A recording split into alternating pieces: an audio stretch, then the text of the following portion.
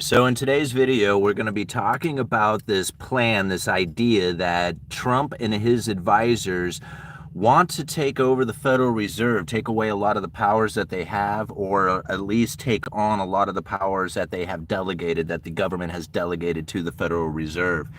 Now, unlike a lot of in fact, I believe most central banks, if not all central banks around the world, the Federal Reserve is independent. It is a privately owned banking organization that is the central bank of the United States. So a lot of times when we hear like Federal Reserve, we automatically think, okay, federal, that must mean something about the government, like it's a part of the government or at least like a government agency, and that is simply just not the case.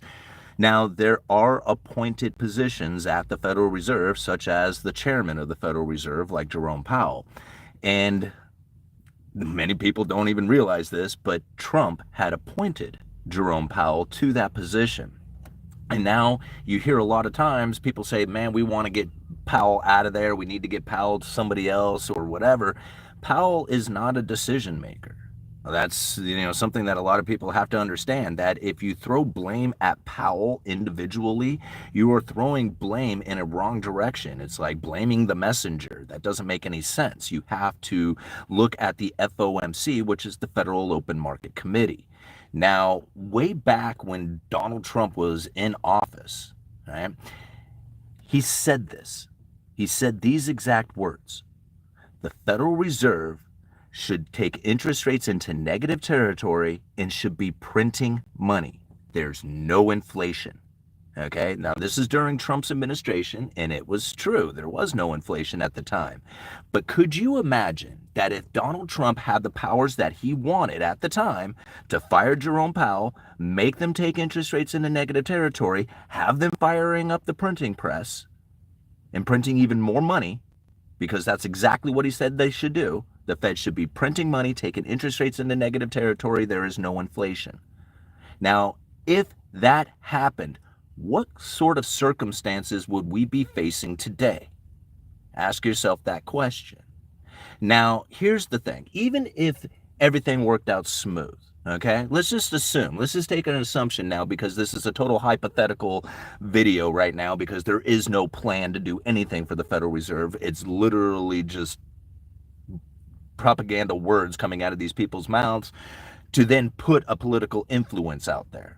But this isn't reality, okay? There is no political position at the Federal Reserve that the government can then tell the Fed what to do, right? It doesn't work like that. Even in the article itself, if you go and you look, that Trump wants to have more influence over interest rates and, positioning of stuff like that. This is the independence of the Federal Reserve that we do not want to mess with. And the reason is that even if Trump was a perfect individual for guiding the Federal Reserve and making those decisions, let's just assume for a second that he is, he will not always be there. And if we take those powers and give them to the administration, the next administration could abuse them in a way that is not appropriate to what it is that you feel is appropriate today with Trump's powers. Do you understand what I'm trying to say here? Once you have removed the position of the Federal Reserve from being independent and you move it into the government, there is no reversal to that. Right? It'll be gone forever. Now, whether or not that's a good or bad thing, I think that's probably more of a political mind position that you would really want to go into. I personally don't believe that that would be a good way to go. Simply just because of that. You may have an administration that conducts themselves appropriately to what it is that you feel that the Federal Reserve should be doing, but then the next administration wouldn't. And having them being independent like they are doesn't have that political influence that has taken place, because if it had, we would have been seeing negative interest rates and money printing going off during the Trump administration, because that's what he was begging for at the time. He wanted to fire Jerome Powell and fire up the printing presses and lower interest rates into negative territory. And this is what I find a very dangerous kind of proposition when you think about it. And yet here we are in a position in which the Federal Reserve is going to be keeping interest rates elevated, which is going to have a huge political impact when it comes to whether or not the president should have the decision to lower interest rates or to raise interest rates or to at least influence them. That is going to be a very dangerous position to be in if you do not approve of the administration at the time.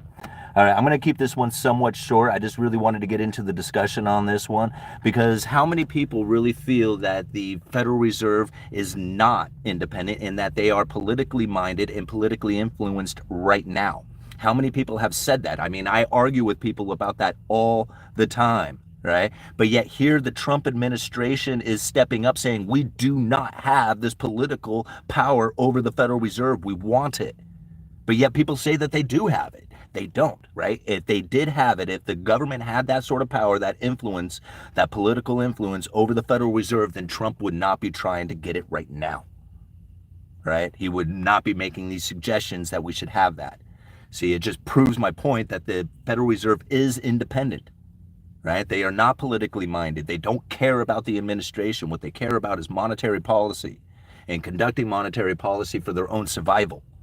Right? I mean, this is something else that I think a lot of people misunderstand, that they are a business. They are a privately organized, run business that wants to make a profit and continue to exist.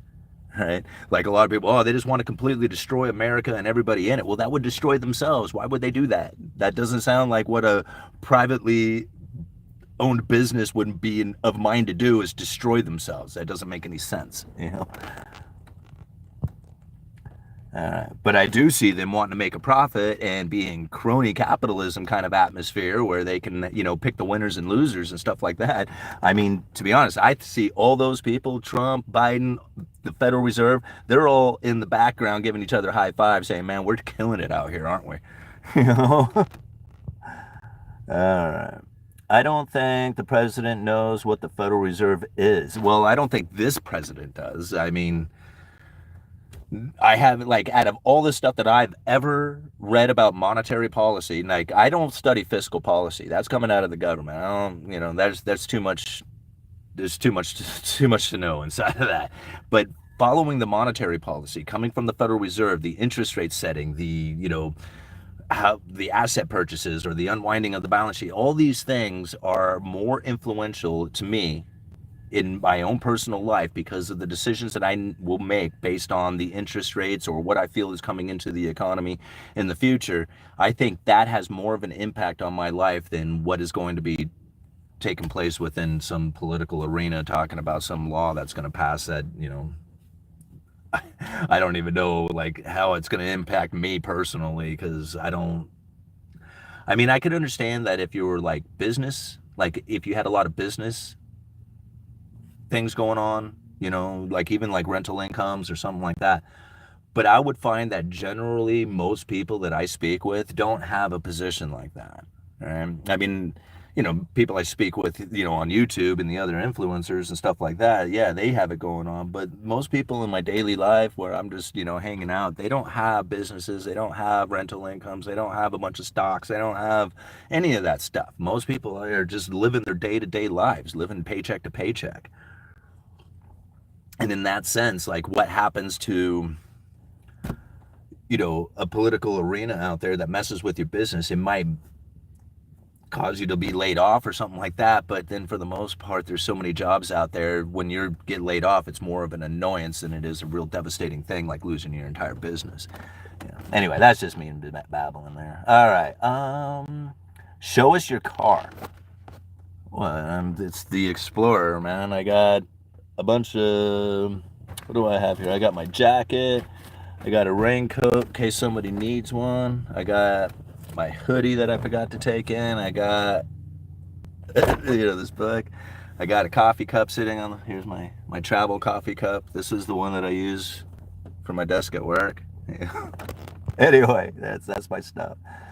Do you drink coffee? I do. I drink way too much coffee, in fact. All right. Welcome to the Roaring 20s, Simon. Are you having fun yet? I'm always having fun, Benny. All right. Three Dems, or four Dems, three reps on the FOMC board. I don't think that makes any difference. All right. Howdy, Hyder. Happy Friday. All right, Benny. All right. All-nighter up in the house. Love it. All right. Dark Brother. Very disgusting to hear that, but Powell's net worth is 55 million. There's, you know, right when, who was it? A bunch of Fed officials got, like, this is what's crazy about this, is like, I don't know if anybody really remembers, and I can't remember what Fed officials there were. I want to say it was like Evans or somebody, but like right towards the beginning of the pandemic, these guys did a bunch of insider trading and just made a killing off of it and then quit. Like basically they're like, hey, you can't do this. And I'm like, okay, well, we'll resign. Like they went and just like scored big on a bunch of deals that they knew was going to take place. Like if you have the inside knowledge about what it is that you're about ready to do with monetary policy, you can position yourself to just be incredibly rewarded from that. And it's not legal for them to do that. And so they did it, and they're like, okay, well, we'll resign because we can't hold this position anymore, right? But they didn't get in trouble.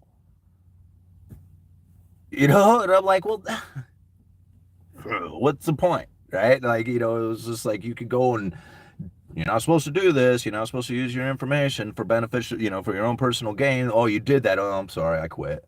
It's just like you don't get in trouble. Nope, nobody gets in trouble. All right. Do you think each person plays a role in the bigger part of reality we don't fully understand? Absolutely. The novice wanderer. The economy is the mechanical version of consciousness, right? Like it's hard for me to really describe out there in a way that like makes sense without sounding like, just some crazy lunatic. But ultimately, like, think about it. When you go and make a purchase, like I was thinking the other day, I went and bought a Pepsi from the mini mart over here, right? And I put it down and I'm thinking about the transaction that is happening and what had to take place over the last, over history, right? In order to bring this Pepsi to this spot for me to purchase it. Like the coordinated effort of everybody around the globe taking part in trying to get this Pepsi to me, right? Even the guy who is selling it, like everything that he experienced within his life to put him right there where he was at in order to sell it to me. You think about it, everything is connected right down to even purchasing that Pepsi. Like you watching this video, whoever you are out there, probably within your efforts of what it was that you were doing in your life had some sort of impact on getting that Pepsi to that counter for me to purchase. And that's what's crazy about it, is that every single thing in the entire universe is connected in this fashion. Like all the energy of the entire universe is one, right? And again, like I'm kind of losing, going off onto the crazy guy kind of stuff. But when you start looking at it this way, it really starts making a lot of sense on how, like, how it is that you can visually see like consciousness taking place within just the mechanics of how the economy is functioning. Like how it is that every single person participates into making this happen. All right. I feel the same way on mushrooms. Yeah. All right, 328 people watching and only 59 likes. Let's see. Come on, guys. Let's show some love. Hit the like button. Yes, please do. We do have 373 people watching right now with 62 likes. We should definitely be up around 200 likes right now. So go hit that like button. Yes, the economy is designed to consume rather than to meet each other's needs. I don't know if it's necessarily like designed to consume, right? I mean, everybody has something in their life that they want, right? There's things that they need and things that they want. The things that we need, you're going to go for those things first, right? But then if you have everything that you need, then it comes into things that you want. And it comes down to like what it is that people can see out there that other people either need or want and be able to provide that for them, I don't think it's designed. I think it just goes that way. Like to me, a designed idea, like if you think this is designed, like they have, like somebody's out there with like a rule book and saying, okay, we got to put this together just like this and put these rules down there, and then we have this like functioning mechanical thing that's, you know, comes with these rules and expectations from it. I don't see it that way. Like to me, it's very much of like a in the wild, right? And that there is no rule. There is no, you know, there is nobody out there coming up with like, you know, this is how we designed and make the economy function. The economy functions all on its own. Then people try to interact with it, try to influence it. Hey, man, if we have a banking system, a financial system that is now so influential over the entire banking system that private money gets hidden from the idea of what it is that's taking place in the economy. You think about it, you have like the Federal Reserve in the financial system and setting up of interest rates, and people look at this and say, okay, this is the government, this is the banking system, this is the interest rates, this is their setup, this is how they do it, and not even realizing that you can go and borrow money from a private individual and not be anywhere near that financial system. It doesn't matter what your credit rating is, doesn't matter what your past is, doesn't matter what your job income is, doesn't matter any of that stuff. You can still borrow money from the private, right? From the private people out there. So just because we have this financial system in which that people can borrow from and they need credit ratings and all this other stuff, doesn't mean that there's not a whole other system out there of private money who will just lend money out to anybody who is willing to borrow it if they feel trustworthy enough to do it to them, for them, you know? Let's see here. Cruising down. Just got here. Read the description. The Fed is already influenced by the government. That's why interest rates didn't get high enough, and they are talking about cutting with inflation raging. Okay, so by that right there, digital haze, by that taking that like understanding on, right? The Fed is already government influenced. Then why would Trump be having this noise with his advisors about changing the Federal Reserve to make them more influenced by the government image, by the administration coming from the government? Like, if what you were saying is accurate, that the Fed is already government influenced, then Trump wouldn't be pushing for these powers, right? And this is a dangerous position because even if Trump was good enough to handle what it is that the interest rates should be from the central banking system, even if he was smart enough and clever enough and knew enough about it to do that right, the next administration probably won't be, and it's a very dangerous position to put them in, right?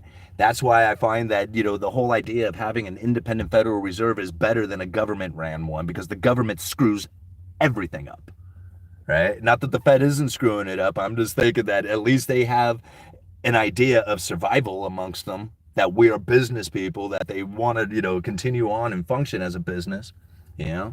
Whereas the government, you put the wrong administration in there and they'll just completely destroy themselves just to make sure that, you know, they can get voted back in again. And I have yet to see a government program that is something that I am like terribly approving of. Like, you know, most of them I just look at as whatever. Yeah. All right. Too many cheap internet conspiracy videos have folks fooled. Very correct, UE. Thank you. Yeah, and that's, here's the thing. Like, I would, if I could find information that would collaborate the whole idea that the Federal Reserve is political, then I would talk about it. Like, I would say, here's in these speeches. Like, I mean, I review the speeches word for word. Right? Coming from, this is the FOMC, the Federal Open Market Committee, the 12 people who vote on monetary policy, talking about what it is that they view about monetary policy. And they talk about these in speeches that are given all the time. And very rarely does anybody ever talk about these. Very rarely do I see a news article talking about the speeches that they give. Talking about, like, and these speeches are given to other bankers. Right? This is them talking to themselves. This isn't them talking to the public. This is the difference. When they go out there on the mainstream media, you're watching a CNBC interview, you're watching or reading a Bloomberg article or something like that. That is the information they want the public to see. That's the forward guidance, the jawboning, the credible threat. All that mainstream corporate media is talking about what it is that the Federal Reserve is going to be doing or could be doing, and all the economist's opinion on it, that's all propaganda. Every single sentence, word of it, every second of it, right? The real information comes from them talking to themselves, and that's within those speeches, because those speeches don't seem to be public knowledge or even publicly like have addressed or conversations or anything about it. It's like nobody even knows they exist, you know? All right. I say RICO changes are in order. All right. Look what raising capital gains does to the entrepreneurs and businesses if they raise it. Okay. So you talk about raising capital gains taxes. Reporters are too lazy to read them.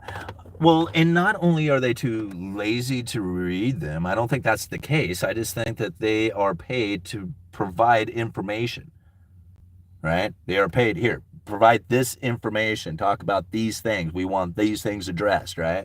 And those people are like, okay, well, I want to get paid, so that's what I'm going to do. And then they talk about those things, right? Or even worse, don't talk about this stuff. Like, no, don't talk about that. Leave that out or whatever, you know? That sort of things happens within the corporate media regularly. Like, how many times have you seen like the video where like you'll see news agencies from across the country doing some kind of weird bogus report, and they are saying the exact same thing word for word across all these different news organizations and trying to, you know, remain the idea of being independent, but yet every single one of these people are saying the exact same thing word for word, a scripted report. You know, it's obvious, right? It's obvious that the mainstream media is not a place that you can go to get real information from. I'm not saying that they're lying. I'm not saying, like, not that. All the information could be very factual and true, but it's not exactly the information that is going to provide you with the clarity of understanding what is truly happening within the economy or anything else out there, right? It's gaslighting. It's straight up.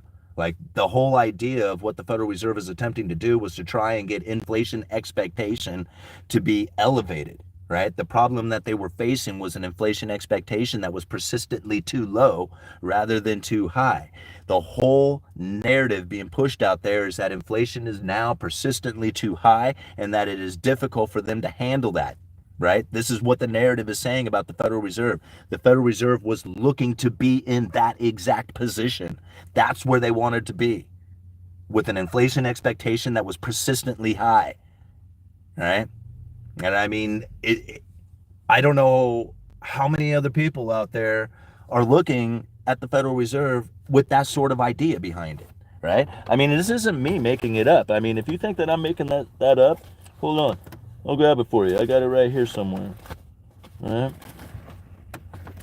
How many times have I said it? I don't even know where it's at right now. That damn speech, right? Where the John Williams speech for monetary policy. I can't find it right now. Monetary policy for a low neutral interest rate world, right? Today we stem from a whole different set of problems from a low neutral interest rate, right? That is an interest rate that is consistent with an inflation that is, you know, how did they put it? God, I wish I could find the damn speech. But ultimately, you know, what they were saying is that they had an interest rate that was too low. It was too close to zero, meaning that they ran out of monetary policy. And the main reason for them running out of monetary policy is there's something called the neutral interest rate. The neutral interest rate is the rate that the Federal Reserve is neither accommodating nor restricting the economy, and that neutral interest rate was very close to zero. The Fed ran out of monetary policy. Once they hit the lower bound of zero, that was it. They were done. Monetary policy had come to an end. Monetary policy is the adjustment of interest rates. If you hit the lower bound of zero, you were done. You're stopped. That's it. You might as well stop the vehicle right there. It doesn't work anymore, right? However, they have their words. They have the idea of what it is that's going to be coming into the future that they can then project out there to the people so that they have some sort of idea of what it is that the Federal Reserve was going for. And when the inflation started to run rampant, that's exactly what it is that the Fed needed, because now the neutral interest rate begins to rise as people's inflation expectation is persistently higher. It starts pulling the neutral interest rate up with it. Now the Federal Reserve has some sort of room to stimulate the economy, or at least the idea of the stimulation of the economy can now come back if the neutral interest rate begins to rise, because lowering the Fed funds rate far enough below that neutral interest rate to stimulate the economy is not the effective tool right now. It just doesn't work. Right? So even if they were to adjust interest rates, they can't adjust them into a position in which that it's going to stimulate the economy anyway. It will be restrictive no matter what. The only way they can stimulate the economy is through the quantitative easing and the job owning and the forward guidance and all that other stuff.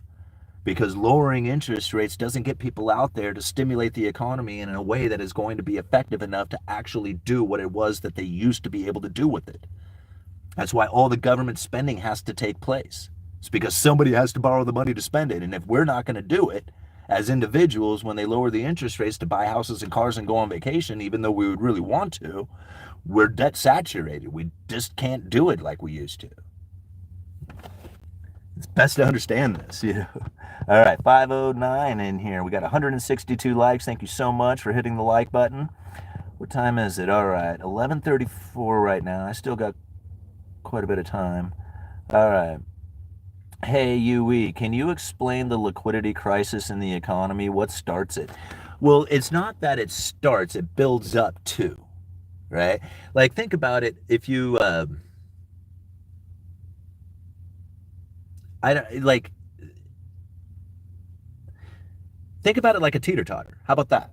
Here we go. Think about it like a teeter-totter, right? And on one side you got debt, and on the other side you got cash, right?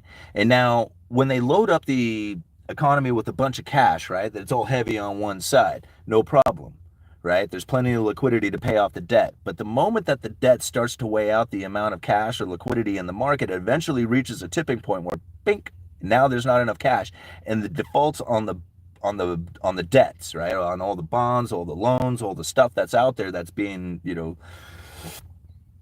basically that's tied to the dollar. If there's not enough dollars to pay off all that debt, then the debts start to default. That's the liquidity crisis. So long as you have plenty of money in the system, or the debts can continually roll over. But the moments that those debts come due and they're not rolled over into a new debt, or they're not paid off and they start to default, that's the liquidity crisis, when it starts to really ramp up, knowing that there's not enough liquidity within the system to pay off all these debts. Then things like the financial markets start to freeze up, you know, credit ratings start going through the roof. I mean, as far as the credit rating you need to qualify for a loan starts to increase. Like, all these issues with the availability to acquire a loan starts to get more difficult, because there's simply not enough money out there to pay off the existing debt that's already there.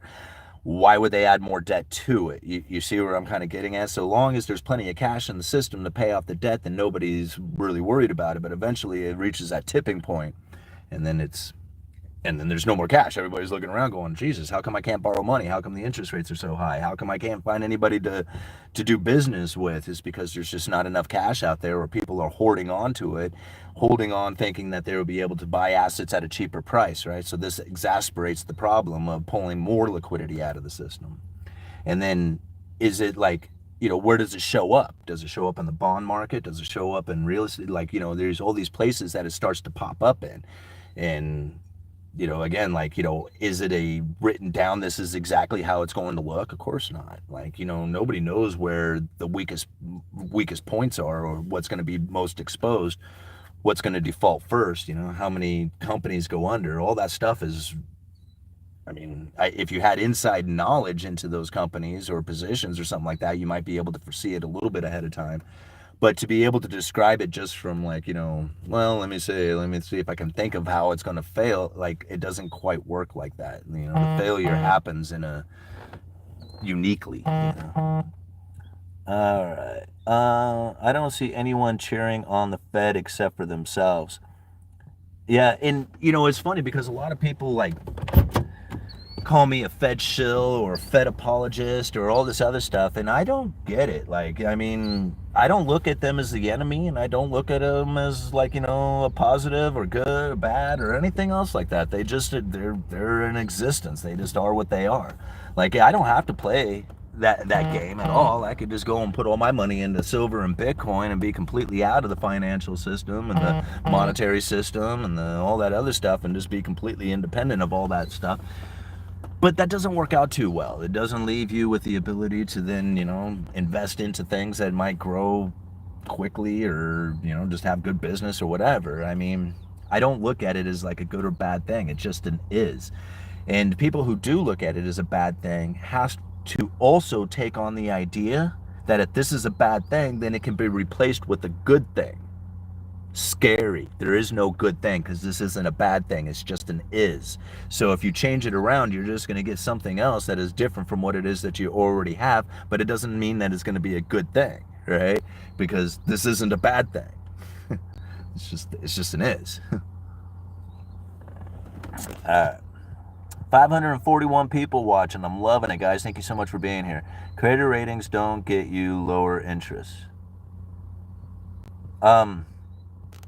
No, I think it actually does. You get better loan.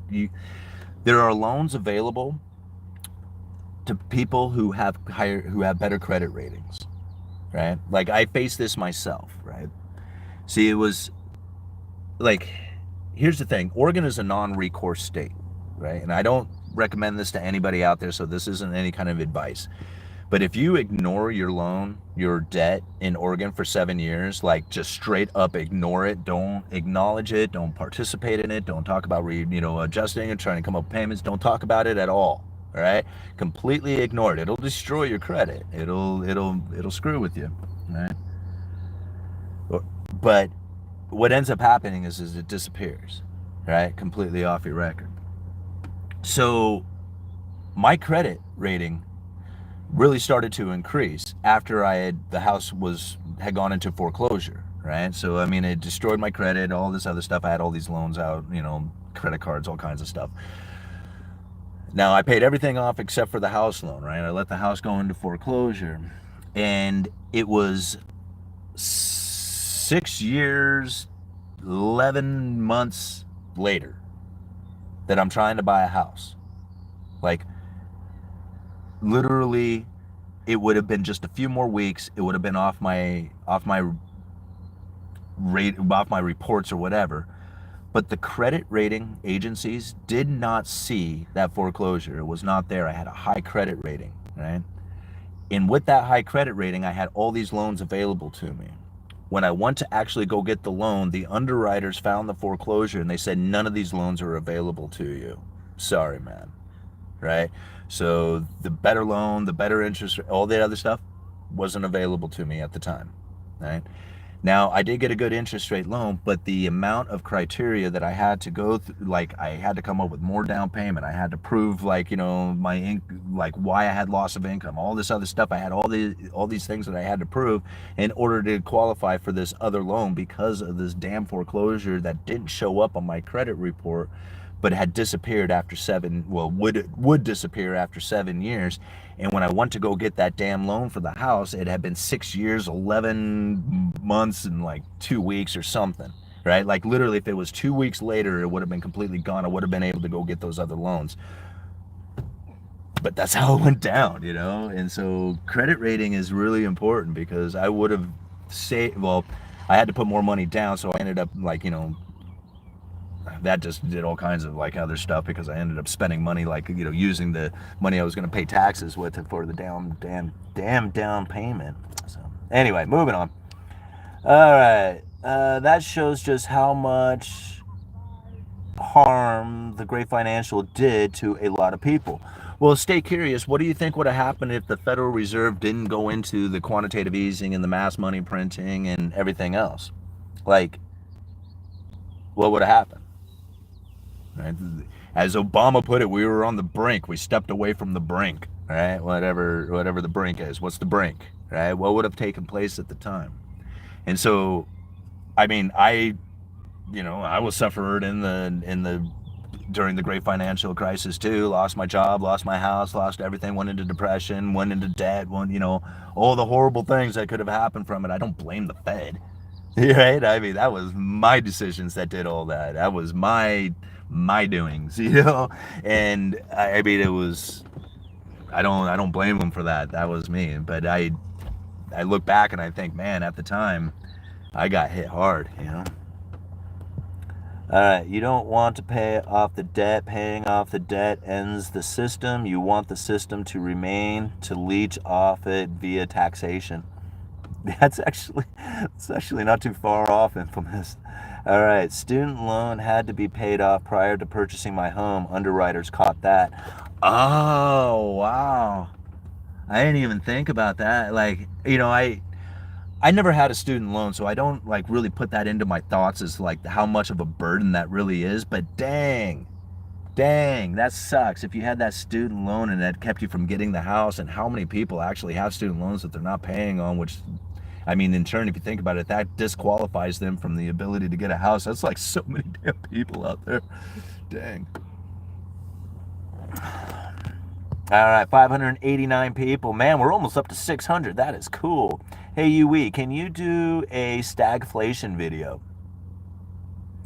Yeah, I guess I could. I mean, I think a lot of people are worried about stagflation, but I don't know if that's necessarily going to be something that is, like, I should probably think about this a little bit more before I start really diving into the whole idea of it. But even my theory about a recessionless recession, on how there was already a pre-bailout taking place and that the unemployment wouldn't rise significantly and that the people who got laid off from their corporate jobs would just pick up a job out of the service industry, which is really taking place now, this sort of has like a stagflationary effect to it, or a feeling towards it, right?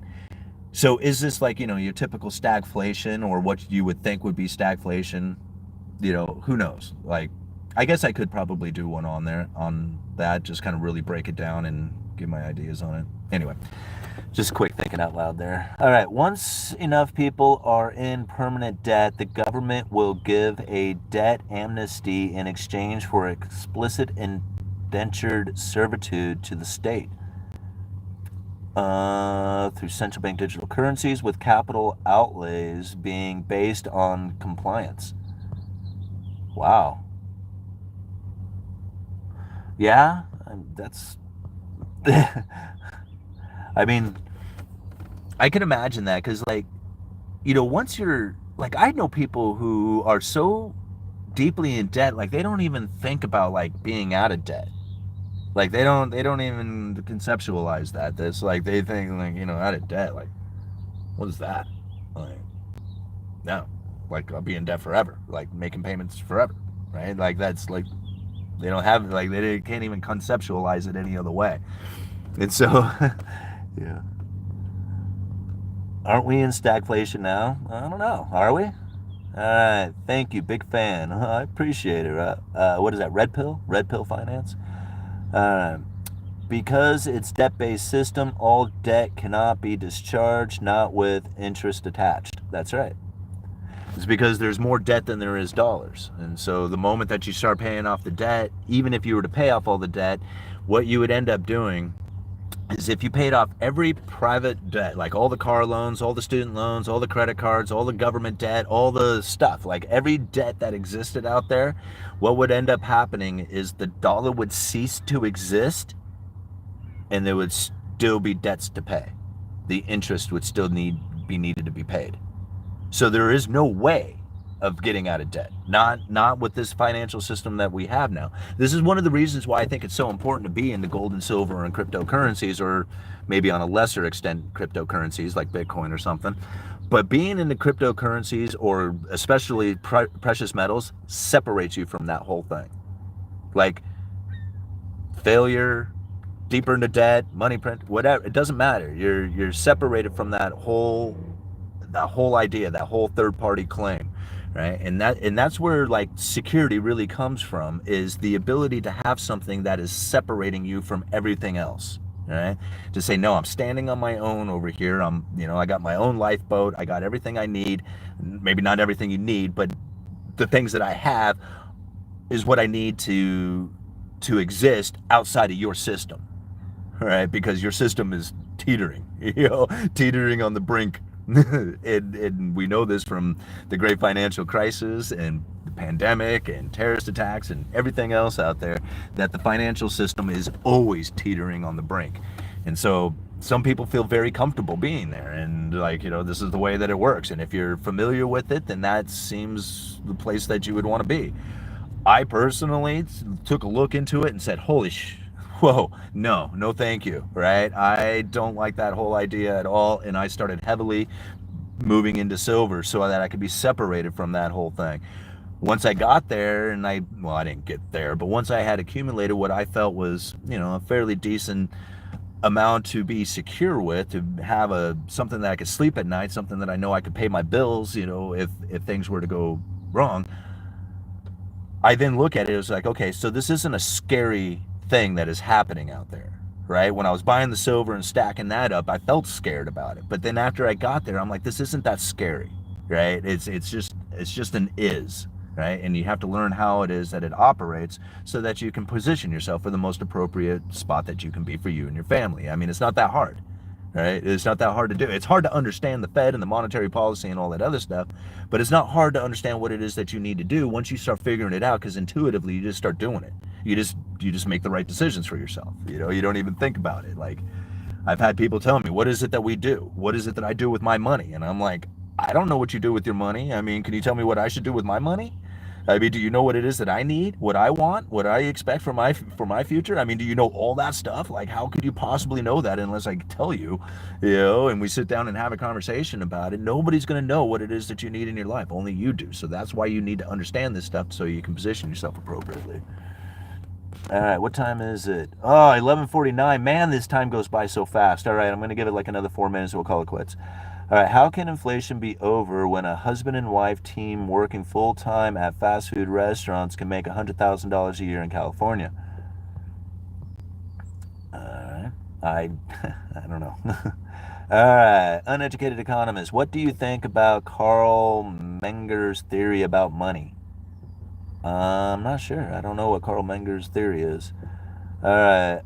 There are not enough dollars in the system to pay off the debt in a debt-based monetary system. That's right. The system can control metals and crypto if they deem necessary. They can control them in the sense of the on-ramp, off-ramp, and taxations and stuff like that. But what I do with the cryptocurrency in a silver coin in a private transaction doesn't have anything to do with anybody, right? That's between me and you, and that's it, right? There's nobody else out there who's going to screw around with that. I mean, there's people who can allow that to be screwed with, right? But you don't have to do that. You can participate on that all on your own without anybody's influence. All right. Let's cruise down here to the bottom. Okay. His theory is that money comes from the market itself, not a forced note or mint. Well, I mean, I guess that would be true in the sense that the moment that you create an IOU, that's essentially currency, right? Like, it gets used as currency. People, like, you think about it, even in the world reserve currency of the United States dollars, even the dollars don't generally get used for those transactions. It's debts that are based in dollars that get used for the transactions, right? So somebody writes a contract, says, hey, I owe you a bunch of money in dollars, right? And then they use that contract as if it's cash, right? Like, yeah, I'm going to do a transaction, but I'm going to use this contract instead. So yeah, an individual could literally write an IOU and create currency, right? Because it can do a transaction after that. Now, whether or not it's a confident one or one that is going to be, accepted by everybody else around, I mean, that's a whole different story behind it. But ultimately, the moment that you write an IOU, you are creating money. Hey, Pete N., thank you so much for that $5. Are you CIA or Fed? Do you CIA or Fed to persuade us? Lots of laughs. Thanks for all the insight and explanations. A lot of times I think people ask me that. It was just like, dude, are you know so much about the Federal Reserve and their policies or this other stuff, you must be like some sort of CIA agent or, some sort of like, what is that, controlled opposition kind of thing, like, you know, put out the like say that I'm against the Fed, but when actually I'm truly for the Fed or something like that. I hear a lot of people kind of say that thing, and I laugh when I hear that, because if you knew me personally, you would laugh too, because, you know, it's just like, what, I mean, I just grew up around here in Astoria. Like, I didn't go anywhere. I didn't, like, you know, wasn't gone for 10 years and came back or something. I mean, I've just been here the whole time. So it's like, you know, what could I have possibly have done to be like a CIA agent?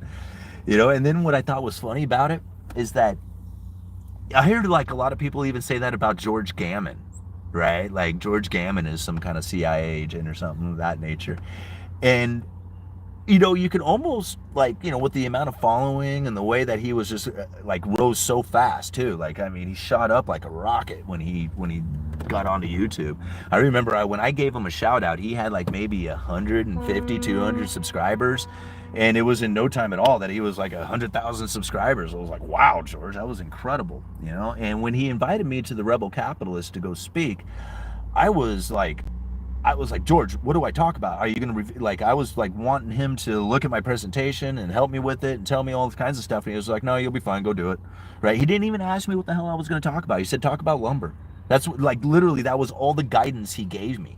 I could have gone up on stage at the Rebel Capitalist, grabbed that microphone and said, don't listen to anybody here. He's, you know, and just said anything I want, because he didn't review anything about what it was that I was going to go up on stage and talk about. He heard for the first time that presentation is same as everybody else in the room, right? So I know he's not some agent, right? He's not doing that, but it's like he's very much who he says he is. Like everything that I have ever, you know, encountered, all the conversations, everything. Like I've never thought ever that he was some sort of CIA agent. All right, you are on the right track, but I understand you being nervous when George invited you to the Rebel Capitalist. Yeah, I mean, I was just nervous just to try and get up, you know? Your speech was great. Thank you, Deja Vu. And I don't know if you guys have caught it, but Mike Zuber, he posted on his channel the presentation from the Vegas event a couple months ago. So if you wanted to catch the video on that, it was probably about an hour long, I guess, but it was me up on stage giving my spiel about the 4 economic theories and the credible threats and the bond buyback whole idea coming from the Treasury. I did a whole live presentation on that, and so you can go over to Mike Zuber's channel, and I think he posted that like yesterday, if I remember right. And I also put it on my community channel or page here too. Alrighty guys, that was a lot of fun, but I have got to go because I'm going to be late for work if I don't end it right now. So thank you so much for being here. This was good too. Wanted to hear more. Alright, Deja Vu. Fear porn gammon. Oh, well, you know, we all have to figure out how we got to make some money at it somehow, and there's no way that you make money off of videos that have non-scary titles. It's just sad. Like if you I used to use very descriptive titles with my videos, and they just don't get attention. If you put in there how everybody is going to die tomorrow and the markets are going to crash and all that other stuff, man, you'll just get a bunch of views off of it. So it's just the way it goes. All right, Uneducated Economist, you guys let me know.